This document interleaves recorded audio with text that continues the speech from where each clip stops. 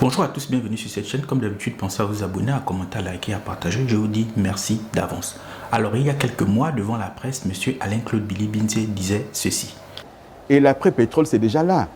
Nous n'avons plus aujourd'hui de nouvelles découvertes et le pétrole, il nous reste 10 à 15 ans d'exploitation maximum. Ça veut dire que si on continue comme cela, à ne pas diversifier l'économie, on va se retrouver dans le mur. Et quand on dit 10 ans pour un État, c'est demain. Voilà, voici la réalité. Alors, l'analyse de cet acteur politique, elle est extrêmement pertinente. Mais au-delà du fait que ce soit un acteur politique qui ait tenu cette analyse, il y a une réelle problématique, la problématique de l'après-pétrole et de la diversification de l'économie. Donc, dans cette vidéo, on va voir les possibles solutions que l'État peut mettre en place afin de résoudre ce problème et surtout de voir que la dépendance à l'exploitation pétrolière peut être une malédiction au lieu d'une bénédiction. À ce titre, il cite notamment Gabriel Tougou qui écrit un livre intitulé Les damnés de la rente pour montrer que la dépendance à l'exploitation pétrolière peut constituer une malédiction. Alors, le Gabon est un pays que certains qualifieraient ici, du moins les économistes, un pays basé sur la rente pétrolière, c'est-à-dire c'est un pays qui nourrit son économie de l'exportation, de la vente des ressources, en tête desquelles le pétrole. Cependant, le pétrole est une ressource assez problématique. C'est une ressource assez problématique parce qu'elle pose trois questions. La première question, c'est le caractère épuisable de cette ressource. La deuxième question est le fait que c'est une ressource instable, il y a la fluctuation des prix. Et la troisième problématique ici, c'est le fait que quand il y a augmentation du prix du baril de pétrole, les ressources sont énormes. Cependant, dans des pays comme le Gabon, où il y a un problème de gabegie et un problème de malgouvernance, on n'arrive pas à investir. Ce qui fait que quand finalement, après la montée du prix du baril de pétrole, le prix baisse, on se retrouve dans des situations difficiles. Donc le problème du pétrole est un problème sérieux. D'ailleurs, de nombreux acteurs politiques ou économiques continuent d'attirer l'attention sur le caractère ici dangereux d'une mauvaise gestion de la ressource pétrolière. Voici un certain type d'acteurs qui se sont prononcés sur la question. Le modèle que nous avons est un modèle hérité de la période coloniale. C'est le modèle qui est calé sur le commerce international. Nous produisons du pétrole, c'est Dieu qui nous l'a donné. Nous faisons du manganèse, aucun de nous ne l'a produit. Nous coupons du bois, ce sont des choses que Dieu nous a données. Nous vendons ça à l'international. Nous ne sommes pas maîtres des prix de ces produits. Et en définitive, nous ne savons pas quelle quantité nous pouvons produire de ça.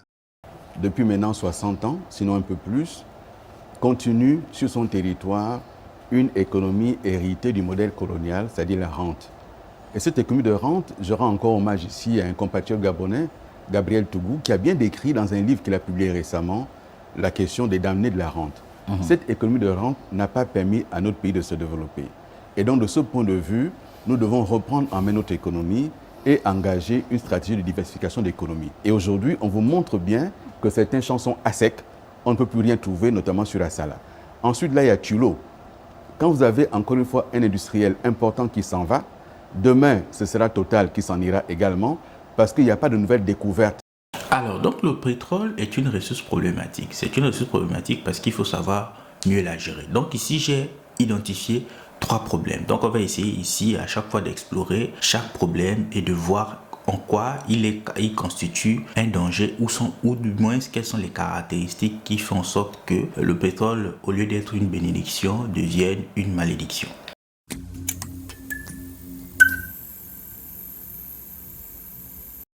Le premier élément ici qui survient lorsqu'on parle de la question du pétrole, c'est son caractère épuisable. C'est-à-dire qu'aujourd'hui, on ne sait pas quand est-ce que le pétrole va pouvoir continuer à nourrir l'économie gabonaise. C'est-à-dire que théoriquement, et je précise théoriquement, on n'est pas sûr que le pétrole est une ressource inépuisable. C'est-à-dire qu'on s'est dit qu'un jour, on n'aura peut-être plus de pétrole. Qu'est-ce que l'on fera? Donc le pétrole est une ressource qui peut s'épuiser. C'est une ressource qui peut disparaître du jour au lendemain. À partir de ce moment, qu'est-ce que le Gabon fera? Parce qu'il est vrai que le Gabon possède d'autres ressources, l'exploitation forestière, l'exploitation du manganèse et d'autres ressources. Cependant, le pétrole est la première ressource que le Gabon exploite. À partir de ce moment, il faut penser à l'après-pétrole. Penser à l'après-pétrole, c'est dire que le pétrole va finir un jour et qu'est-ce qu'on pourra faire? L'autre élément ici qui est corrélé au caractère épuisable du pétrole, c'est le fait que c'est une ressource instable. Quand je dis instable, c'est une ressource qui est ici corrélée à l'augmentation ou à la baisse du prix du baril du pétrole.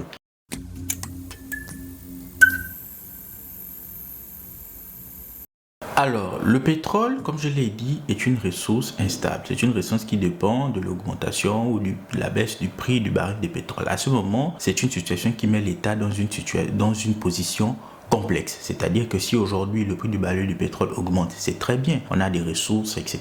On peut engager des dépenses, on peut résoudre des problèmes, etc., etc. Mais lorsque le prix du baril du pétrole baisse, l'État, naturellement, se retrouve dans une situation complexe. Voilà pourquoi on se retrouve avec des crises économiques dues à la fluctuation du prix du baril de pétrole. Cette thématique, finalement, nous conduit à une autre thématique qui est reliée ici à l'exploitation pétrolière. Oui, quand le prix du baril de pétrole augmente, pourquoi ne pas, à partir de là, faire des investissements, du moins en langage simple, pourquoi ne pas mettre de l'argent de côté en prévoyant le fait qu'un jour le prix du baril de pétrole baisse ou un jour que le pétrole va finalement ici s'épuiser. Donc, il y a une question ici de la prévention, faire en sorte que l'on puisse ici investir de l'argent qui vient de l'exploitation pétrolière lorsque le prix du pétrole augmente et lorsque l'État engrange énormément d'argent.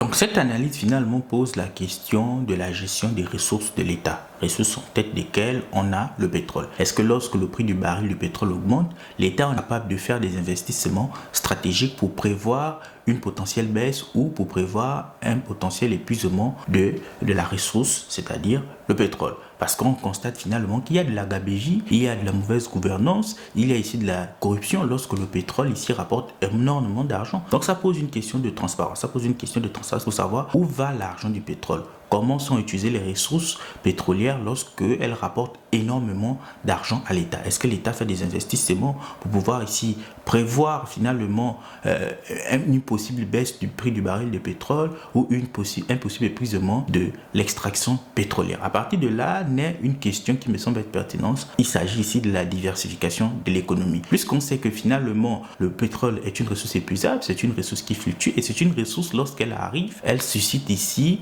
une mauvaise gestion des ressources de l'État. Pourquoi ne pas diversifier finalement l'économie? Même si on diversifie l'économie, ça ne va pas faire en sorte que la question de la gestion des ressources de l'État puisse finalement être résolue, mais au moins avoir une économie diversifiée fera en sorte que lorsqu'il n'y aura peut-être plus de pétrole ou lorsque le prix du baril de pétrole baisse, on peut se référer à d'autres ressources.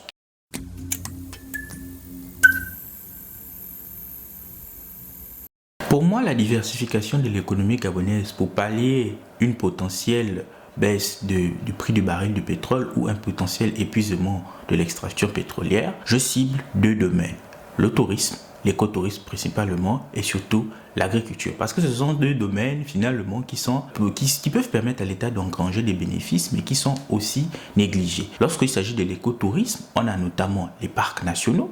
On peut miser là-dessus pour faire en sorte qu'il y ait un afflux de touristes importants. À partir de là, l'État peut avoir des ressources qui peuvent permettre de pallier la baisse du baril du pétrole ou à d'autres ici ressources que l'État a qui finalement feront défaut pour une quelconque raison.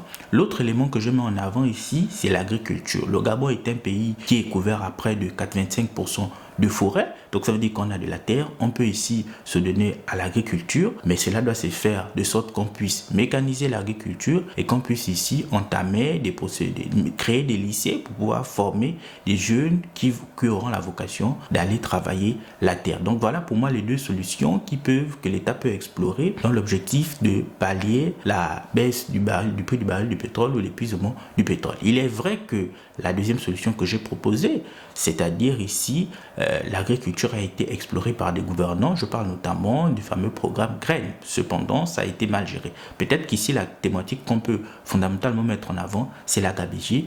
Bon, cela fera peut-être ici l'objet d'une prochaine vidéo. Je vous dis merci, on se donne rendez-vous dans un prochain numéro.